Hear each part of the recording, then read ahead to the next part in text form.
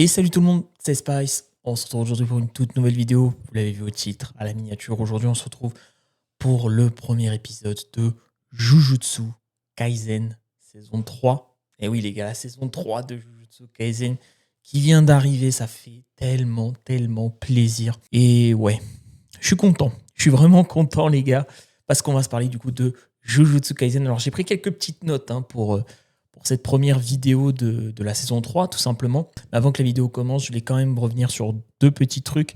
Déjà, la première des choses, c'est ne me spoilez pas en commentaire. Je sais, j'arrive après la guerre, je sais, donc ne me spoilez pas du tout ce qui va se passer, etc. Moi, j'ai pas lu le manga exprès en plus, je me suis pas spoilé. Jujutsu Kaisen, ça a été dur. Vraiment, je tiens à vous le dire, ça a été très dur de ne pas se faire spoiler. Ça a été horrible. J'avais TikTok, les pourtours et tout. Enfin, il y avait des spoils dans tous les sens. Heureusement, j'ai pu me préserver de tout ça. Et je suis très content aujourd'hui de découvrir cette saison 3 de Jujutsu Kaisen qui commence pour être un peu pour vous parler un peu de ce que je pense, en tout cas de ce premier épisode, qui commence assez doucement. Mais j'ai envie de vous dire, ne soyez pas trop impatients parce que je pense qu'on va en apprendre beaucoup et je pense qu'on va pas être déçus.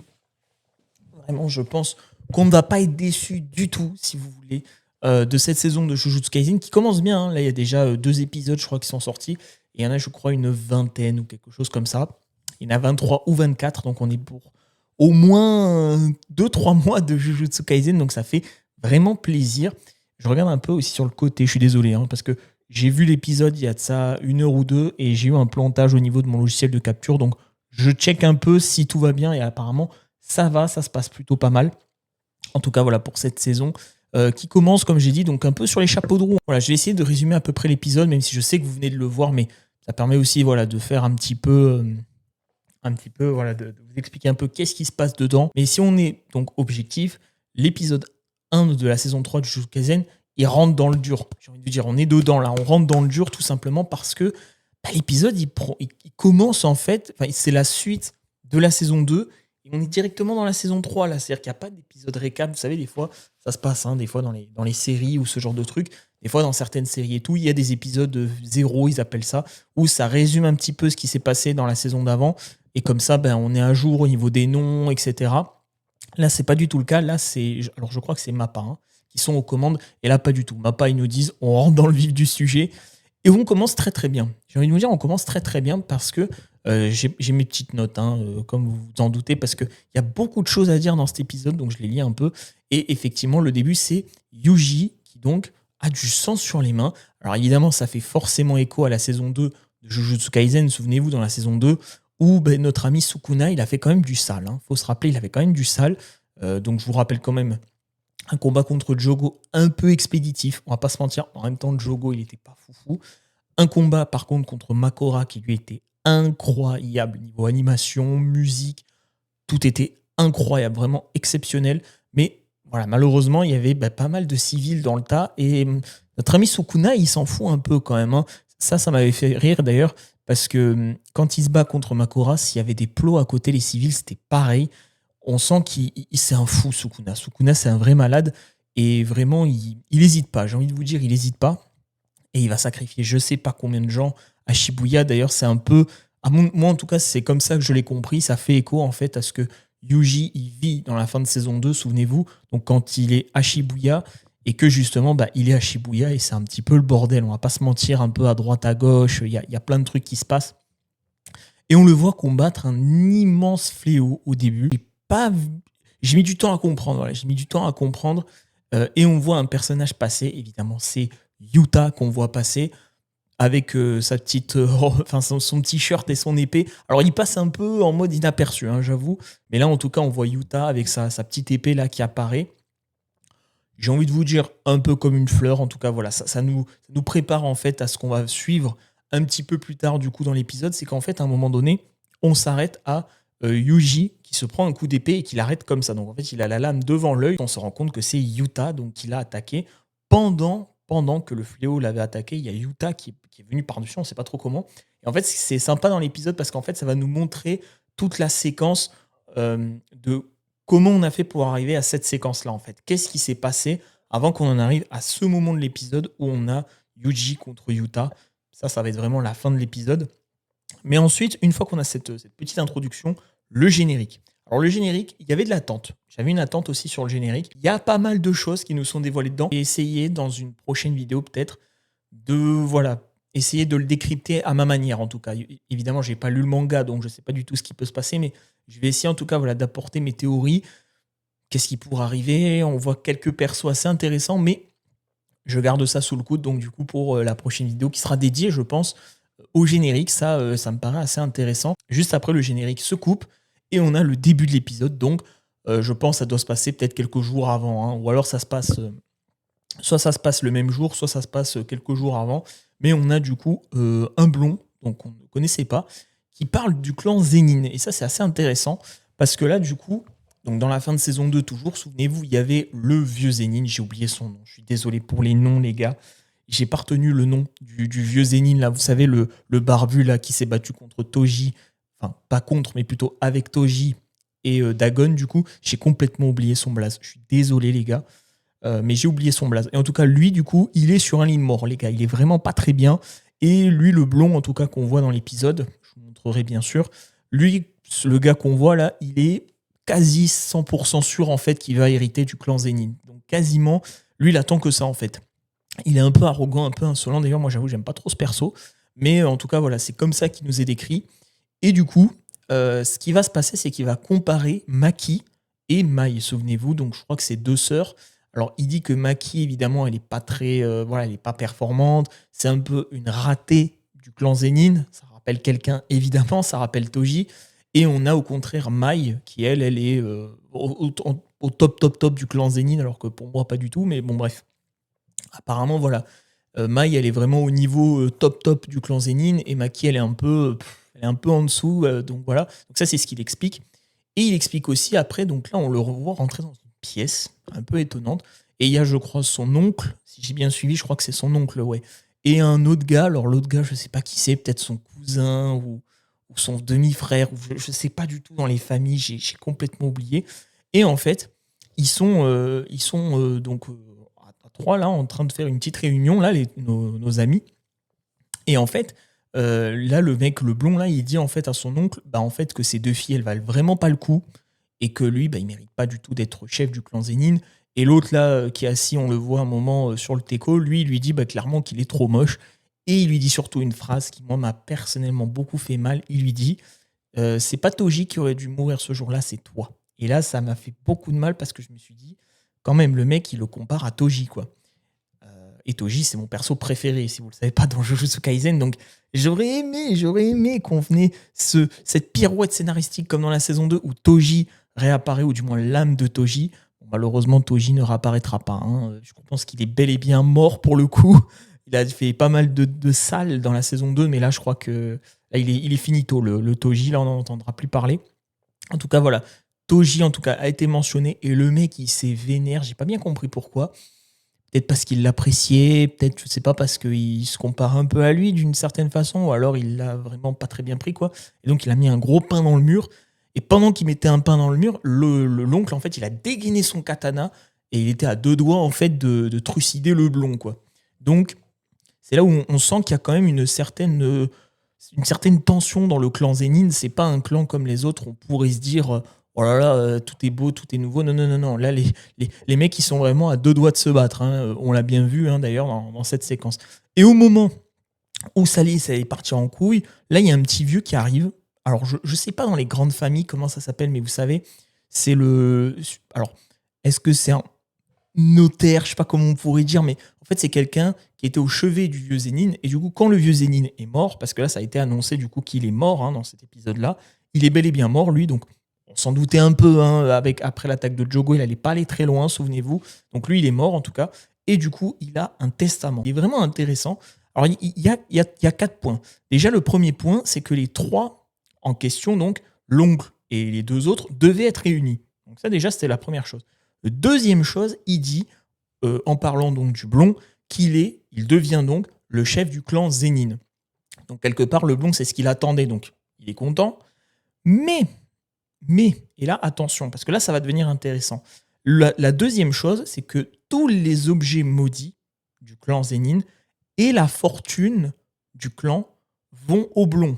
Mais pour l'utiliser, pour accéder en fait à cette fortune, il est obligé d'avoir l'accord d'un des deux autres. Ce qui veut dire que là, soit l'oncle en question, il faut qu'il ait son accord pour s'en servir, mais sinon il y a l'autre. Et vu comment il a parlé à l'autre, je pense qu'il sera déjà pas d'accord. L'oncle, encore moins, vu ce qu'il vient de dire à ses filles. Et en plus, à la fin, le papy nous précise bien que dans le testament du vieux Zénine, il est marqué que si Gojo vient à mourir ou à perdre l'usage de ses capacités mentales. Et là, ça fait quand même flipper quand t'entends ça rassure pas trop. Il dit, le pacte entre lui et Toji entrerait en vigueur. Ainsi, Megumi serait accueilli chez les Zénines et sera nommé chef du clan et la fortune lui reviendra. Et là, le blond, il pète un plomb. Et là, il se dit, non, mais c'est pas possible. Là, c'est pas possible. Attendez, qu'est-ce que j'ai fait pour mériter ça? Là, si vous êtes en train de comprendre, si Gojo vient à mourir ou en gros à ne plus avoir les capacités mentales nécessaires, le pacte qu'il y a eu entre lui et Toji, souvenez-vous en saison 2, le flashback où on a Toji qui explique à Gojo qu'en fait, lui, il devait vendre Megumi aux Zénines, du coup. Donc c'était ça le pacte. Megumi serait accepté chez les Zénines et il serait le chef du clan, en fait. Et donc, il volerait la place au blond.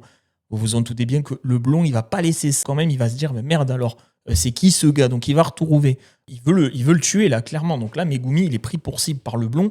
Et en plus, il y a la nana qui assiste le blond. Je sais pas comment ils appellent ça dans les familles.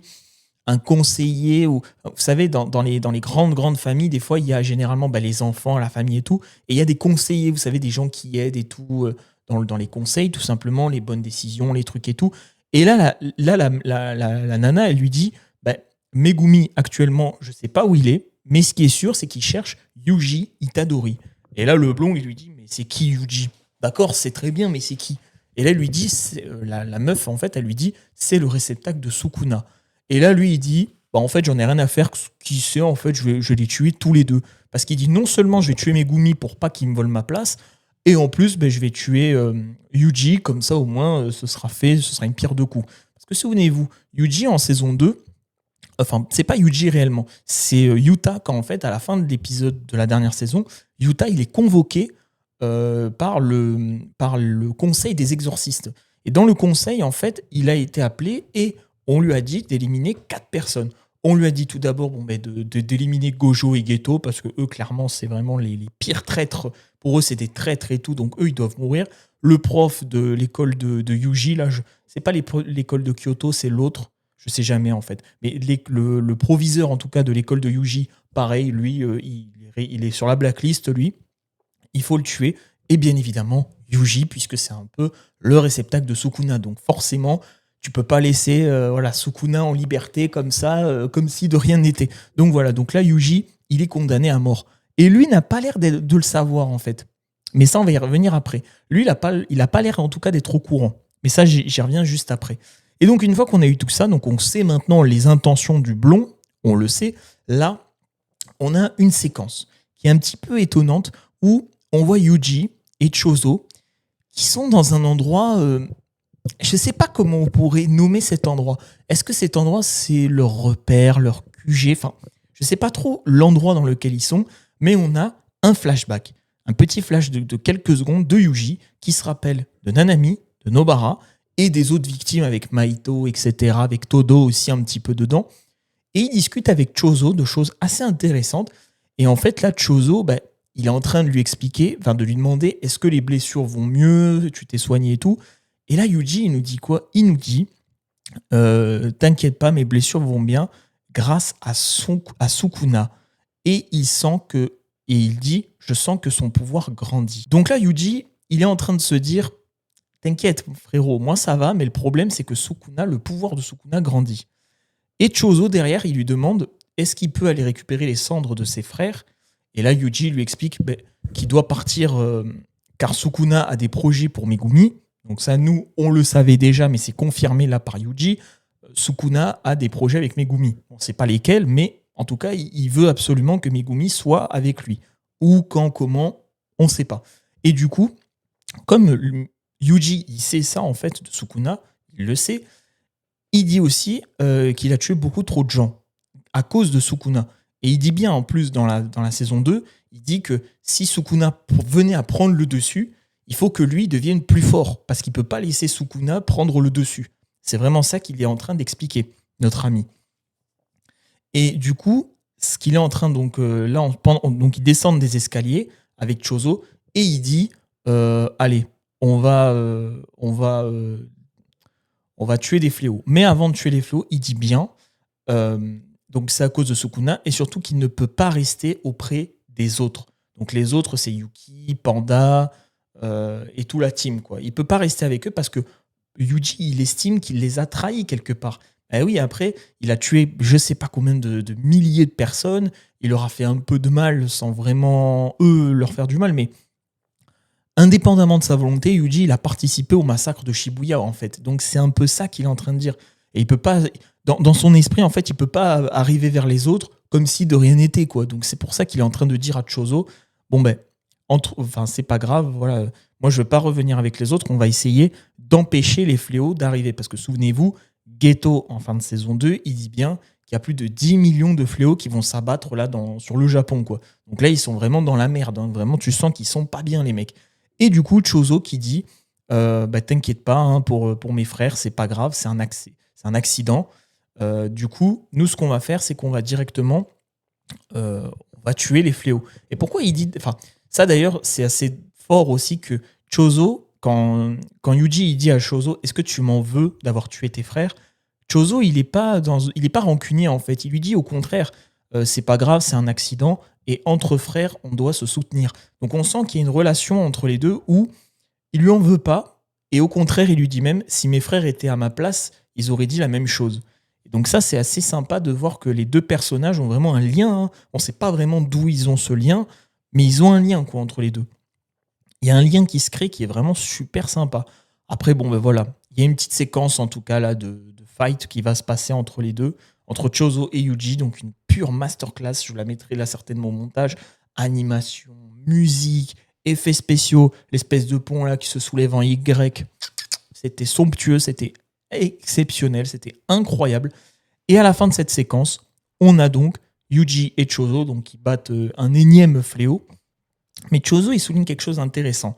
Il parle de Yuji en disant qu'il est beaucoup plus puissant que leur précédent combat. Donc déjà, nous, on sait parce que avant, il y avait que peut-être 2-3 doigts. Maintenant, il a 15 doigts en lui, Yuji. Donc c'est peut-être pour ça aussi qu'il est plus fort. Et il dit surtout qu'il manie l'énergie occulte. Et il manie de mieux en mieux l'énergie occulte avec une grande aisance. Et que sa force est prodigieuse. Mais il devient démoniaque. Quand il dit ça, Chozo, comment je l'interprète? Je l'interprète en mode, pour Chozo, ça y est, Yuji, c'est devenu une machine, quoi. Déjà que quand il était face à lui, il était quand même assez fort. Je crois qu'il avait 5-6 doigts, donc il était déjà assez balèze. Maintenant qu'il a 15 doigts, ça y est, c'est encore au-dessus, le niveau du dessus. Et la façon dont il le dit, tu sens que Chozo, il est un peu dans ce truc du... Ouais, mon frérot, il est vraiment balèze, quoi. Et il est vraiment démoniaque, quoi. Et démoniaque, moi, je l'interprète du où il va se pencher vers le mal à cause de Sukuna, ou alors, au contraire, il faut qu'il maîtrise son pouvoir pour empêcher que le mal apparaisse. Donc, Sukuna arrive et refoute un peu le sbeul. C'est un peu ça le truc, quoi. Mais du coup, donc, il en parle. Nous, en fait, c'est pour nous, je pense. C'est plus pour nous que pour Yuji qui dit ça. Et du coup, quand il dit ça, du coup, il dit surtout qu'il est démoniaque et il n'est même pas rétabli, en fait. Même pas complètement rétabli. Donc en fait, le mec, il vient de se prendre un combat face à Mahito, on s'en souvient, vraiment difficile, hein. Vraiment, contre Mahito, il a galéré. Il vient à peine d'être remis sur pied que déjà, il enchaîne les coups comme s'il avait rien eu, quoi. Donc là, c'est assez fou ce qui est en train de se passer. Et surtout, au moment où on les voit qui sont donc en train, limite pas de se check, mais ils vont pour partir, il y a Leblond qui arrive. Et là, Leblond, moi, il m'a surpris en tout cas de son niveau quand il est en train de se battre contre Yuji et Chozo. Contre Yuji, il lui met 2-3 coups par terre. Yuji, il n'a rien vu. Et Chozo, limite, ça m'a fait trop rire. Le mec, il le marave de coups, il lui envoie que des coups. Et en même temps, il en profite, il se refait un peu le brushing. Ça m'a quand même fait rire. J'avoue que le mec, il m'a fait rire. Il a tellement d'aisance que pendant ce temps, oh, il est en train de bailler, il est en train de se refaire une petite coupe là, et il est en train de détruire Chozo. Et ça, c'est trop drôle. Et au moment où justement Leblond, qui les surprend du coup, voilà, ça revient, ça fait écho à ce que je disais tout à l'heure. Leblond les surprend, ils se fight un peu, et là, ils sont en train de se regarder ensemble. Et là Leblond, il dit à Yuji, mais de toute façon, toi, ta tête est mise à prix en fait, donc c'est normal que, enfin, je suis là aussi pour ça. Et là, Yuji, c'est ce que je vous disais tout à l'heure, il en revient pas. Il a un moment où il se dit quoi, ma tête est mise à prix, je suis mise à mort. Il sait maintenant qu'il est mis à mort. Et il se doute que maintenant, il y a des gens qui vont venir vers lui pour se le faire, quoi, pour se le farcir. Et à ce moment-là, les gars, la masterclass pour moi de cet épisode, c'est ce moment-là. Là, le blond, il dit, je vais commencer à accélérer le rythme parce que je vais essayer en fait de les avoir tous les deux là. Le réceptacle et l'autre. L'autre, alors il l'appelle le pélo d'ailleurs dans la traduction, ça m'a fait rire quand même. C'est pas très sympa pour Chozo ça, mais bon, on va dire que c'est fait exprès. Et là, les gars, boum. Là, il y a un effet graphique où les shonen classiques, on va dire, quand il y a un gros perso badass qui arrive, bah là, c'est un petit peu le cas en fait. Là, ils s'arrêtent tous. Pas ils se regardent, mais ils sentent tous qu'il y a une aura spéciale qui arrive.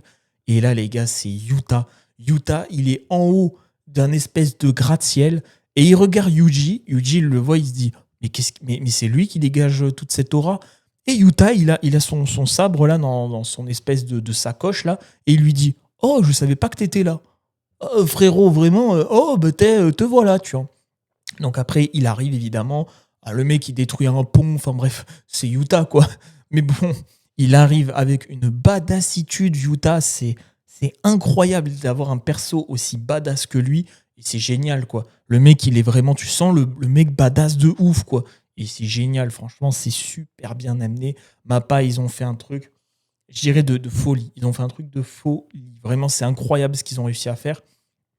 Et donc, on a Yuji qui se retrouve avec Leblond et Chozo. Ils sont donc face à Yuta. Et là, Yuta, première chose qu'il fait, c'est que donc ils sentent son aura arriver. Et là, Yuta, il arrive. Et là, Leblond, de suite, il va le voir et lui dit ah, mais moi, ne t'inquiète pas, je suis de ton côté, je suis pas censé être contre toi. Moi, je suis juste là pour. Voilà, moi, je suis juste là et tout, mais je suis de ton côté, t'inquiète pas. Et là, Yuta, il dit ouais, t'es de mon côté, d'accord, mais t'es qui en fait? Donc, Leblond, il se présente, donc c'est le mec du clan Zenin et tout. Et lui, il dit qu'il est là pour la même chose que lui. Il veut que Yuji, il se fasse terminer. C'est son objectif.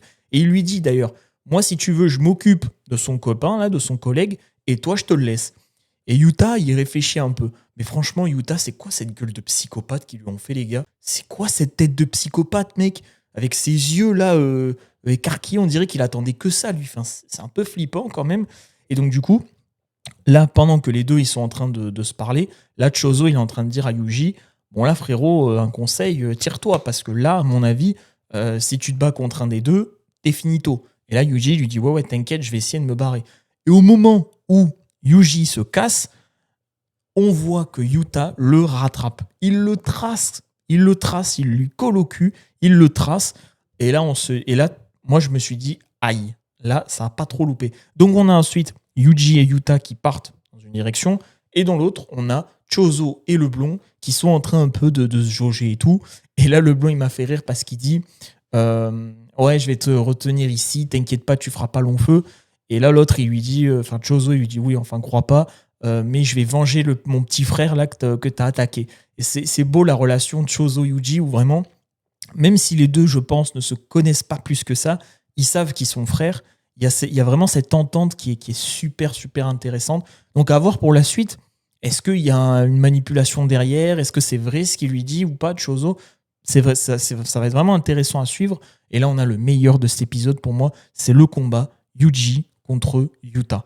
Alors, dans ce combat, on a la suite en fait. On reprend là où on s'en était arrêté à l'intro, souvenez-vous, où on voit donc Yuji qui tient le sabre de Yuta.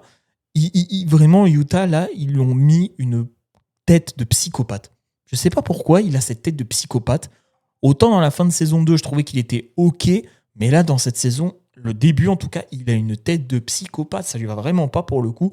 Et je me dis, bon, j'espère qu'ils vont quand même changer son design parce que s'il est comme ça toute la saison, ça va pas trop me plaire, ça j'avoue.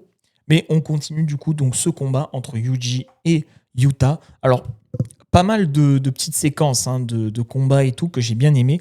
Et là, d'un coup, on apprend quelque chose. Donc, après des échanges de coups et tout, on apprend surtout qu'après cette petite séquence où voilà, il y a un peu d'animation, encore banger, Mappa, toujours au top. Ils savent faire les animations de combat et tout, ça c'est génial. Et on a un flashback, un petit flashback en tout cas, de Todo. Et le flashback de Todo, il est intéressant. Parce que Yuji, il se questionne, il se dit, c'est étonnant que lui, il a de l'énergie occulte, mais il a trop d'énergie occulte limite. Et là, Yuta, il est en train de lui expliquer que lui, il a beaucoup plus d'énergie occulte que par exemple Gojo. Mais comme Gojo a le sixième œil, ben en fait, quasiment, il perd presque pas d'énergie occulte et donc il est quasi invincible. On l'a vu, Gojo, il lance un sort, il dépense aucune énergie occulte. Enfin, il est trop fort, ce mec. Gojo, il est trop fort. Qui peut 1v1 Gojo dans le verse de JJK? Actuellement, en tout cas, personne. Actuellement, personne ne peut 1v1 Gojo. À part Sukuna, je dirais, et encore à part Sukuna, il n'y a personne qui peut vraiment le 1v1 Gojo.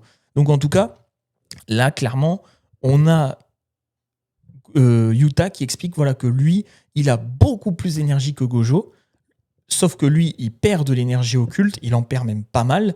Et là, Yuji, il est en train de se rappeler du flashback, comme je vous ai dit juste avant, de Todo. Et Todo, il est en train d'expliquer que quand tu as peu d'énergie occulte, quand tu dévies ton énergie occulte, voilà, et que tu donnes un coup, ça le rend prévisible. Mais quand tu maîtrises parfaitement ton énergie occulte, tu empêches l'adversaire d'anticiper tes coups. Et là, en fait, Yuji, c'est ce qu'il se rappelle. Il se rappelle de ce flashback. Et en même temps, il est en train de nous expliquer que Yuta, là, face à lui, il a trop d'énergie occulte. Il compense sa faiblesse physique, parce que même Yuta le dit, à un moment, il dit physiquement, je suis vraiment pas fort, quoi. Mais, comme dit Yuji, il n'est pas très fort physiquement, mais il compense ce truc, il le compense par de l'énergie occulte. Et ça devient un monstre, le mec. C'est un monstre. Et là, la fin de l'épisode, elle est géniale. On voit donc Yuji, qui à un moment donné se rappelle aussi, ça c'est cool de revoir un flashback de Gojo. Et Gojo, ce qu'il lui dit un peu, ça me fait penser à Naruto. Vous savez, quand Naruto et Azuma, ils s'entraînent, et Azuma, il dit à Naruto, quand tu prends par exemple une lame, je vous le mettrai, hein, mais quand tu prends une lame, en fait, tu peux infuser du chakra et tout. Bah là, c'est un peu ce que Gojo, il dit à Yuji. Gojo, il dit à Yuji, quand tu mets de l'énergie occulte dans un objet, eh ben, l'objet, en fait, il peut aspirer ton énergie occulte. Donc ça, il s'en rappelle. Donc en fait, à un moment, dans une esquive qu'il est en train de faire, Yuji, il prend un couteau qu'il y avait dans une Jeep, et du coup, il infuse de l'énergie occulte et il va casser la lame de Yuta. Même Yuta, il va se dire, mais putain, comment il a fait le mec? Et donc ça, c'était vraiment pas mal. Et j'ai bien aimé la fin où Yuji, il a failli s'en sortir. Il a failli réussir à mettre Yuta, à trouver sa faiblesse. Et au moment où il va pour, je pense, lui décocher un coup pour le mettre KO, quoi, qu'est-ce qui se passe? Le temps ralentit et on voit des mains qui arrivent. Et en fait, c'est Rika. Rika, souvenez-vous, c'est le familier, on peut dire, de Yuta dans JJK 0, dans le film. Et donc, elle apparaît et là, elle bloque Yuji. Et là, Yuji, clairement, il peut presque plus rien faire, quoi. Il ne peut plus bouger. Et là, on voit Yuta qui lui dit « Pardonne-moi, Yuji », et qui le plante dans le cœur. Et là, on voit du sang qui coule et tout. Et l'épisode se termine comme ça. Donc, vraiment, un épisode masterclass. Vraiment masterclass. Tout ce qu'il fallait. De l'animation, des musiques vraiment sympas. En plus de ça, une fin d'épisode, un cliffhanger, vraiment une fin d'épisode où moi, je m'y attendais pas. Je me suis dit, non, c'est pas possible. Et alors, je pense pas que Yuji soit mort quand même. Hein. Je pense que soit Sukuna va intervenir, soit il va y avoir un sort d'inversion. Vous vous souvenez, c'est ce qu'avait utilisé Gojo face à Toji. Le sort d'inversion, en fait, c'est quand du coup, tu utilises ta magie, si je dis pas de bêtises, hein, ça fait longtemps, mais tu utilises de la magie, de l'énergie occulte, en fait, pour te régénérer. En tout cas, voilà, les gars, pour cette première partie, ce premier épisode, je suis plus que hypé pour la suite. Il y a l'épisode 2, hein. Notez que l'épisode 2 est sorti, mais je pense que je vous en ferai une vidéo, peut-être qu'il sortira la semaine prochaine. Hein. En tout cas, ce fut un vrai kiff, les gars, de vous faire cette review du premier épisode de la saison 3 de Jujutsu Kaisen. N'oubliez pas, les gars, comme d'habitude, pouce bleu, abonnement, partage, commentaire. N'oubliez pas surtout de ne pas me spoiler, s'il vous plaît, dans la zone commentaire. Je suis désolé, je vous le redis, mais ne me spoilez pas. Merci en tout cas à Mappa pour ce premier épisode que j'ai adoré. Et vivement la suite, putain, vivement la suite, là, j'ai la hype. Nous, on se retrouve pour le prochain épisode. C'était Spice, et à la prochaine. Ciao.